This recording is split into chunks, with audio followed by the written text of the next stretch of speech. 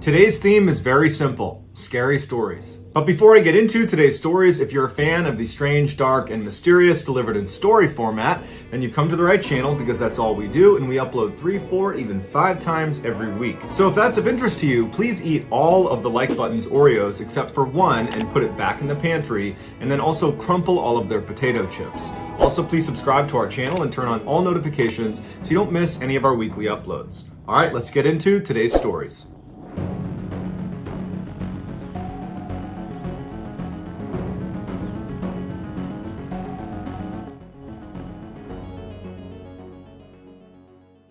In 2010, an avid caver named Jeff decided to go to Madagascar to explore a natural cave shaft he had discovered years earlier. He arrived in country, he got a rental car, and he hired a guide to take him out to the area where he knew this cave was going to be. When he got out to that area, he used his notebook where he had taken notes the last time he was here, and he used that to find the opening to the cave. He paid the guide to stick around at the car while he went down and explored this cave. He assured him it was not going to be for a very long time. The shaft was approximately 50 meters deep and 1 meter across, so it's pretty narrow, and the first 20 meters of the descent are on a bit of an angle, and then the final 30 meters are down at a straight vertical drop. At the bottom of this cave was this opening where you could actually stand up and walk around, but there were no other tunnels to explore at the bottom, so you would just go down, touch the bottom, and go back up. The visibility inside of the shaft was limited because all you had was the light that was coming in, and because of how narrow the opening was, Jeff's body would obscure a lot of the sunlight coming in. So once Jeff got a few meters down into the tunnel, he would rely on his headlamp. So Jeff enters the cave and he makes his way down to the 20-meter mark. So that's where the tunnel goes from being on an angle to being straight. And he's about to make that final descent down that final 30 meters when he notices something out of the corner of his eye. And he focuses his light on the side of the shaft and he sees thousands of black widow spiders trying to escape the light. They're scattering all over the walls. And he looks around him and he realizes from his position down on the vertical section of the shaft is covered in black widow spiders. As much as Jeff wanted to stop right there and go right back up to the surface, he couldn't. In order to go back up this line that he was rappelling down on, he needed technical gear. And his technical gear was packed in his backpack, and it would just be totally unsafe trying to fish it out of his bag. And so he would have to descend the final 30 meters to the bottom, then take his pack off, get the gear out, and go back up. So Jeff took a deep breath, and he began his slow, awful descent into this cave filled with spiders. And periodically, as he would bump into the wall, he'd hear them scatter all over the walls, and then he saw them climbing on his sleeves, and he'd have to brush them off his sleeves. He saw them on the rope, he's trying to brush them off. He finally gets to the bottom, and he can hear the spiders on the wall just crawling all over the place. He takes his bag off, and it's covered in spiders. He opens it up, spiders crawl out of his bag. He carefully reaches in and pulls out his technical gear. He throws it up and he begins making his way back up. And the whole time he's just brushing spiders off of him. Once he gets to the surface, the first thing he does is he strips all of his clothing off to get all the spiders off of his clothing. He takes his bag, dumps it out, more spiders are in there. After he finally brushes all the spiders off, he redresses and gets in the car. And you can only imagine what the guide was thinking as he's watching this guy, this foreigner, taking his clothes off after being in this cave. But luckily, he doesn't get bit. He gets in the car with the guide and they start heading back towards the city. As they're driving, he takes his notebook out and he scratches off the title he had given this cave from the last time he was here, which was the Crooked Tube. He scratches that out, and on top of it, he writes, "The Entrance to Hell." In 2006, a 14-year-old boy named Evan lived on a farm in North Carolina. This was not a typical farm with animals and crops. It was a pine tree harvestry. Pine needles are a big landscaping commodity, and Evan and his family made their living baling pine straw every year. As such, their main living house on the farm was situated right in the middle of 550 acres of perfectly lined up pine trees. They did not have any neighbors nearby, and there was only one road that led into the property, which from the main house, they could look out and basically see through the rows of trees all the way to the beginning of this road, which meant any visitors were really easy to spot. The main house was built on a very slight hill, which meant one side of the house was effectively built on stilts to compensate for the angle. And on that side of the house, on the first floor, was the living room. So anyone who was in the living room looking out the window, they'd basically need to look at a downward angle to see the ground. It would actually seem like you were on the second floor, but really you're on the first floor. The window in the living room was very unique. It stretched almost the entire length of the room, so almost 50 20 feet across. And at night, you could see animals darting between the different trees because you could see down the rows. And so that was pretty creepy. And then just the fact that this window is so big, if you're in the living room at night, you just felt really exposed. So between the creepy animals running around and the level of exposure and vulnerability, people basically avoided the living room anytime they were in the house at night. That winter, Evan's cousin came to stay with him on his farm, and because the main house did not have any extra bedrooms, Evan and his cousin would have to sleep in the living room. There were 2 couches inside of the living room, one that was right underneath the 50-foot-long window, and then another which was on the other side of the room against a wall that did not have a window. And so Evan would be sleeping on the couch right under the window, and his cousin would be sleeping on the other couch. The first night Evan's cousin was there, they put this big sheet up over the window, but it only blocked like 75% of the window. The 2 flanks of the window were still exposed, but where the couches were lined up, they were kind of blocked by this sheet, so it gave them a little bit of privacy. After goofing around for a while, the boys finally fell asleep around midnight, and then they woke up a couple hours later because they heard Evan's dogs barking way off in the pine trees. Now, Evan was used to his dogs running around the property and barking at other smaller animals, and so just them barking was not necessarily a red flag. But the barking persisted to the point where Evan's cousin got up off the couch, moved across the room to the opening of the window that was not covered by the sheet at the foot of where Evan was sleeping. Now, Evan was still laying on the couch. He was not going to get up and look out the window, so he's looking down at his cousin, kind of looking at his face to get some sort of a read on what he's seeing. And he notices his cousin has this really perplexed look on his face, like he's squinting his eyes and trying to make sense of what he's looking at. And so Evan looks at him and says, "Hey, what's going on? What do you see?" And his cousin's like, "I don't know if my mind's playing tricks on me or not, but I'm pretty sure I see people out there." At this, Evan jumps off the couch and runs over and butts up right next to his cousin so he can look out the window too.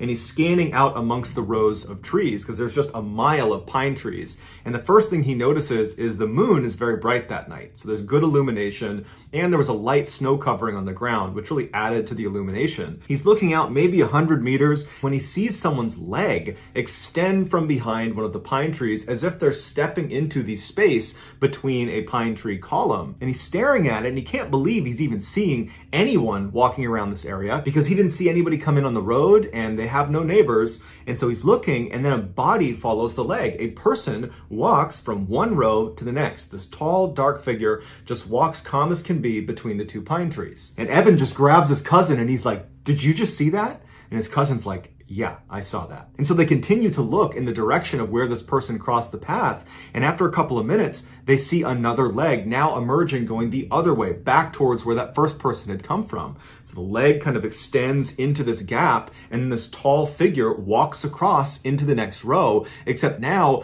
instead of going just directly across, it looks like they're moving at an angle closer to the main house property. The boys look at each other and they don't know what to do, so they just keep looking out the window in stunned silence. And as they're looking, they see this person emerge again, except now they're not 100 meters away, they're like 20 meters away. They don't know how they were able to move that quickly without being seen. And this time when the leg comes out from behind the pine tree, instead of walking across the gap, it stops right in the middle, and it turns and it looks directly at the boys in the window and then begins running toward them. The boys practically fall over trying to get away from the window. Evan's yelling for his father upstairs, and the boys instinctively just start running around the house, locking every door, shutting every window. And as they're going from door to door, the anxiety is growing and growing because they think, if I don't get there fast enough, this person who was running towards the property is going to come barging through that door. And so at every door, their anxiety is through the roof, but they manage to shut everything. Everything is locked right as Evan's father comes charging down the stairs. He's got his gun in hand and he's like, "What's going on?" And they say, "There's someone out in our property." Their dad charges out the front door. The front door is not on the same wall as the living room. It's on the side of the house. So once he goes outside, he's going to need to turn to the right to look out in the direction they were describing. He bombs outside, he stays on the porch, and he starts yelling at whoever's out there that if you come over here, I'm going to shoot you, get the F away from here. And then there's silence. And the boys are waiting, they're looking around, they're checking the window. They don't see anything. The dad comes back inside, he shut and locks the door, and he tells Evan, "Keep an eye out. If you see him again, you let me know." Evan would reflect on this experience later on and say, we really should have called 911 at that point, but as a kid, I just understood that that's the way my family did business. We kind of took care of ourselves. And so even though there is a threat of some stranger who's running at our property, we were not going to call the cops. And so his dad effectively was telling him to be a lookout. And so Evan and his cousin, they go back into the living room and they kind of go up to the window. They're a little bit apprehensive and they're looking out. And after 5-10 minutes of looking out the window and not seeing anything, they're thinking to themselves, you know, Evan's dad's a pretty intimidating guy and he was just out there screaming and yelling with a gun, threatening to shoot them. So they probably got the message and they're probably gone. And so the boys got back into their couches, and it took them a while, but they did ultimately fall asleep. The next morning when the boys got up, the first thing they wanted to do was go out there and see if they could find footprints from this person to kind of confirm it really was a person, because part of them thought, you know, maybe we didn't see that. Maybe that was our imaginations. They don't know. And so they start by going out the front door, so not on the same wall as the living room. They go out the front door, they turn and they walk down into the trees, and they're looking around and they find some footprints. So they're confirming to themselves, okay, there was someone out here. It wasn't us. This is not our footprints. We found them. So they start following the footprints back towards the property, and they realize at some point there are two distinct sets of footprints. There were two people out here. And even worse is they followed them all the way up to the house. And there were two different circles of footprints that stopped right underneath the living room window along the two flanks of the window where the sheet was not covering. Which means over the course of the night, when Evan and his cousin were up at that window looking out, there's a good chance that one or two strangers were tucked up against the side of the house. And they would not have seen them because of the angle out of the living room window. It was steep because of the stilts it was on. And so anybody that was tucked up along the side, they'd be in a blind spot. And then for sure, after Evan and his cousin got back into bed and were sleeping, there were two strangers who were right up against those windows, probably pulling themselves up to look inside. When Evan's father found these footprints, he immediately grabbed his gun and tried to follow them back into the woods to see where they came from, but unfortunately the snow cover wasn't complete, and at some point they lost the tracks and they never figured out who those two people were. Evan would say, following this event, his cousin refused to ever come back over his house for a sleepover. In October of 2005, a 21-year-old named Nathan was back home in Elk Grove, California, visiting his mother at her apartment for a couple of days. Her apartment was part of this really safe complex. It was gated. There's lots of lights and cameras. So anything that went bump in the night was just going to be, you know, your noisy neighbors or something. On the last night of Nathan's stay, he was laying in his bed in the guest room, listening to the hum of the street lamp that was outside and the crickets and the passing by of cars when he drifted off to sleep. At about 2 a.m., Nathan woke up, or so he thought. He couldn't move his body, he could only move his eyes, and even though he had never experienced sleep paralysis before, he instinctively understood this is probably that. He noticed the room was completely silent. There was no more crickets, no more hum of the light outside, no more traffic, just total silence. And then he started flashing his eyes around the room because he couldn't move his head or his body, and he started taking stock of the room. The bed he was in was positioned as far away from the door as he could in the back right corner. From where he was laying, if he looked to his right, in that corner was this big armoire, and then moving left from the armoire as he scanned the room, you'd come to the door, which is on the opposite side of where his bed was, and then if he kept scanning left, he would reach the foot of his bed, and just beyond the foot of his bed was a table and a chair. But because he was laying flat, he couldn't really look down and actually see the table and chair. And so with all of his strength, he managed to raise his head just enough that he had a line of sight to that section of his room, the only section he has not looked at yet. And he sees the table and chair, and he sees in the corner is this dark figure that's standing there looking at him. He's completely frozen with fear. His thought is, there's an intruder in the house. How did they get in here? What are they doing in here? And he managed to keep his head up just long enough to get a decent look at this dark figure, and he determined it was most likely a woman with a shawl covering her face. And before his head fell back to the pillow, he saw her suddenly crouch down on the ground out of view. And then Nathan's head fell back, and now he knows there's just some stranger in his room, and he can't lift his head up anymore, and he's looking around with his eyes. He sees the armoire, he sees the door, he can't see that table and chair, and then he hears the sound of someone slithering along the ground out of view, and he can hear her breathing as she's getting closer and closer to the edge of the bed. And he's laying there terrified. He's so scared he can't even make a sound, and he's telling himself this has to be a dream. Wake up, wake up, wake up. And he's laying there, and this woman, she stands up and she leans out over his bed and she looks at him, and her face is pale and her eyes are sunk way back in her head. And then she begins to slowly crawl on top of him, and Nathan's sitting here looking at this woman. He wants to close his eyes, but he can't. Then he just feels his chest being pressed down. He can hear the sounds of the springs compressing all around him as this woman positions herself on his chest. And then he finally manages to let out a scream, and then suddenly he's awake. The woman's gone. And he sits up and he's looking around. There's nobody in his room. The familiar hum of the light and the crickets and the traffic outside, they all return. And his mom comes running in the room and she's like, "Hey, are you okay? I heard screaming in here." And he said, "Oh, no, I had a bad dream. I'm fine now. I had a terrible dream, but I'm fine now." And his mom's like, "Okay, all right, you need anything?" And he's like, "Nope." So she comes over, she gives him a hug and a kiss. She goes back to bed, and he would go downstairs, flip on a Disney movie, actually Aladdin, and he would fall asleep with a Disney movie on and with lights on. And there was no more sleep paralysis that night. The next day, Nathan got up and he headed back to his house, and he couldn't shake the experience. He had never had sleep paralysis before, but it was just so much more terrifying than he ever would have imagined. And he's just thinking to himself, I can't believe there are people that put up with this on any sort of regular basis.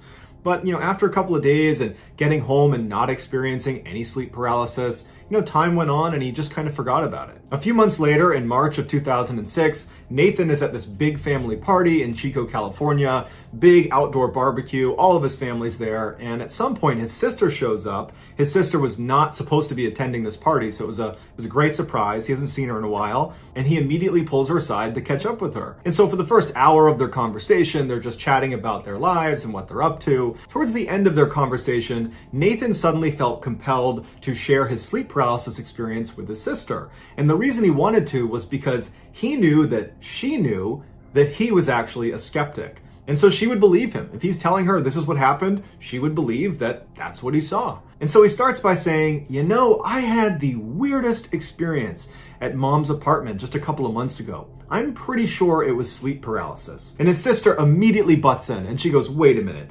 I had sleep paralysis for the first time in my life 2 weeks ago at Mom's apartment. It was horrible. I was in the guest room and then I saw this woman and she was like standing on me. I thought I was gonna die. It was horrible." That's exactly what happened to me. I was laying in the guest room and I couldn't move, and then I saw a woman in the corner and she stood on my chest. They proceeded to go over all the details of each of their stories, and they discovered that they had had almost the exact same experience. And at the end of it, they wanted to have a rational explanation for how they both could just somehow have their only sleep paralysis experience in the same room in roughly the same timeline and experience the exact same events. They were trying to, come up with a rational explanation for that, but it was just too much of a coincidence. But ultimately, neither of them were really prepared to start discussing what else it could be. So they decided to just kind of laugh it off and say, "Man, that's pretty weird," and they moved on. After the party was over, Nathan would go back to his house and he would tell his wife about this crazy coincidence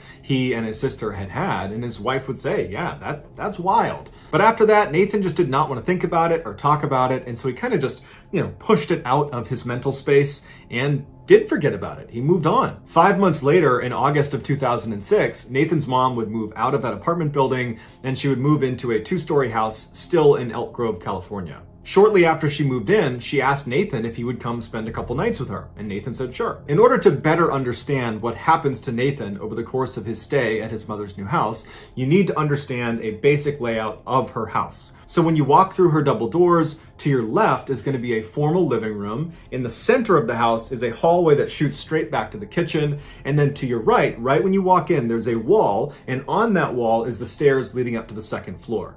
If you take those stairs to the second floor, you reach a landing where there's a window that looks back into the backyard, and immediately to your right, there is a single door, and that's the master bedroom where Nathan's mom would sleep. From the landing, if you turned left, there'd be another door that's a mirror image of the master bedroom door, and this door is the guest room. That's where Nathan was gonna stay. And then to the left of the guest room was a hall that went to the front of the house, but that's irrelevant to the story. If you went inside the guest room, the bed was located in the back right corner, so the same layout as the guest room in the apartment building, where the person laying in the bed, so Nathan, his feet would be closest to the door. And from Nathan's perspective in the bed, the only other piece of furniture in this new house guest room was a table that was, from his perspective, on the right-hand wall, centered on the wall, and on the table was a TV. So that's the only things in the room. The first night Nathan was at this new house was totally uneventful.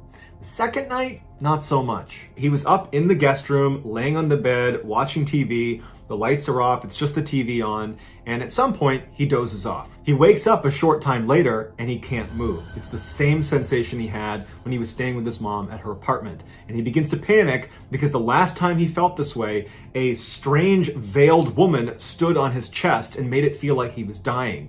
And so immediately, he's trying to move his body, he can't. And so using his eyes, he starts looking around the room, praying this woman is not in the room with him. And so he looks to the right, to that corner, which he can see. There's no one there. From this corner, he starts scanning across the room. He sees the TV, it's still on. He keeps scanning and he sees the door and it's open. And then he scans and he's able to just barely make out the space at the foot of the bed. He can actually see to the corner, and this woman, she's not in here. And so initially, he feels incredibly relieved that she's not in the room with him. But then he finds himself focusing on the open door into the dark hallway. And he's thinking to himself, please, please do not come walking through that door. And so he stares at the open door, just hoping he breaks out of the sleep paralysis when he notices something about the TV. It's flickering. And so he averts his gaze to the TV and he realizes what he's looking at on TV does not look familiar. It does not look like a TV show. It looks like CCTV camera footage, like it looks like a security camera footage. And he realizes the footage he's looking at is the inside of his mother's kitchen downstairs. He recognized the way it was laid out. That's his mother's house. That's downstairs. And he's staring at the footage thinking, why is this footage playing on the TV? And I don't think there's a camera down there. When he notices on the camera, the woman with the veil walks into the middle of the frame. And she looks up at the camera right as the camera turns off. And then the room is completely dark. There's no more ambient light in the room. The hallway is dark. And he's left paralyzed knowing this woman is downstairs in the kitchen. And as he's laying there, he hears her start running through the house. And it sounds like an animal is barreling into things as she's running through the bottom floor, and she stops at the foot of the stairs. And he's thinking to himself, I know where she's going. She's coming up to my room. And so as he's laying there, he feels his heart racing and he's staring at the open door. He knows she's going to come flying up those stairs and she's going to come through that door. And instead of running up the stairs, he hears her take one step, two-step. And as she's making her way up the stairs, he's just thinking, please break out of this trance, stop this paralysis, wake up, wake up. And then he sees her head emerge and she turns to look at him from the stairs into the room. And once she sees it's him, she bolts around and starts charging into the room on all fours like an animal. At this point, Nathan lets out a primal scream. He is scared for his life as this woman is charging towards him and she stops dead in her tracks right in the middle of the room. She looks at him, turns around, and crashes out of the room, charges downstairs, and then it's silent. As soon as she was downstairs, Nathan could sit up. Except it did not feel like the first time he had sleep paralysis at his mom's apartment when he sat up and he had the sensation of relief. You've woken up. You were asleep before. Now you're awake. This time, it was like he was always awake, but now he can sit up. He did not have a sense of relief. In fact, he was worried she was still in the house. And as he's sitting up in bed, his mother comes running into the room. She looks disheveled. She's half asleep. And she's like, was that you? Were you running around the house? I could have sworn I heard someone running around the house. Was that you? Nathan's looking at her and he can't even process what he's been through, whether that was real, whether it was a dream. And he's trying to find the words to describe to his mom the dream he had, but like he can't process what's happening. And he just says, Mom, we have to check the house. We have to make sure no one's in the house. And so the two of them flip on every light upstairs. They're not even talking. At this point, it's survival mode. They turn on all the lights upstairs, and Nathan leads the way down, and they're flicking on all the lights, and they manage to search the whole house, and there's no sign of a break-in. There's no one in their house. After the coast was clear, and they felt like they were not in immediate danger, they went into the kitchen to kind of talk about what just happened. And so Nathan's like, okay, Mom, I just got to tell you everything that I'm thinking right now. I can't really process what just happened. I think it was a bad dream, but I'm starting to think that it could be something else, or I'm just losing my mind. So a few months ago, I was sleeping in your guest room in your apartment, and I had an experience that I'm almost positive was sleep paralysis. You know, I was laying there, I couldn't move, and this figure was in the room and they were standing on me. It was terrifying, but it sounded an awful lot like sleep paralysis. But then a couple months after that, I talked to my sister and I told her about it. And she told me that very recently, right before you moved into this house, actually, she was in that room and she also had basically the exact same experience. She had never had sleep paralysis before. I had never had sleep paralysis before. So we've basically had the exact same horrifying experience in the same room around the same time. And then just now, tonight, I had another sleep paralysis experience with the same woman who's running around the house, and you just said you heard her running around the house. His mom looked really concerned, but she wasn't shocked. She says to Nathan, I have seen this woman. I saw her in my apartment way long time ago, but I remember what you're describing. That's the experience I had. This woman, showed up in the room and she stood on me. And it scared the heck out of me, but I didn't tell anyone because I thought it was sleep paralysis. And so Nathan and his mom proceeded to spend the next several hours just talking through what this could be. How could they, all three of them, him, his mom, and his sister, how could all of them have had the exact same experience? And how could tonight, when Nathan had this experience, how could his mom have heard those footsteps if that was indeed sleep paralysis? Because it wasn't Nathan, he was in the bedroom. And it wasn't his mom, she was in her bedroom. And she didn't have any pets, so who could it be? Nathan says he and his family are still totally rattled by this experience, and they don't have an answer. And this is a family of skeptics, so they're not looking for a reason to call this paranormal.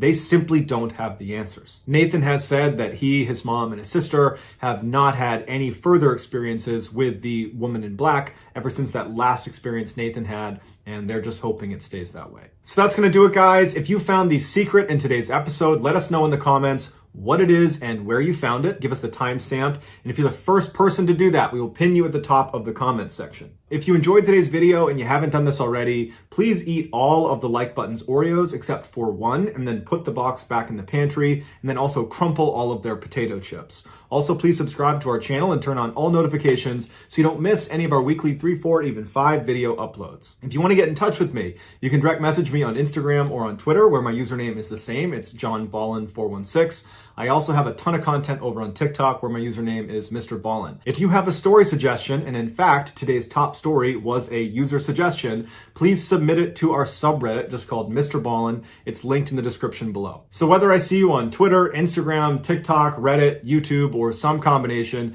just know that I really appreciate your support. And until next time, that's going to do it. See ya.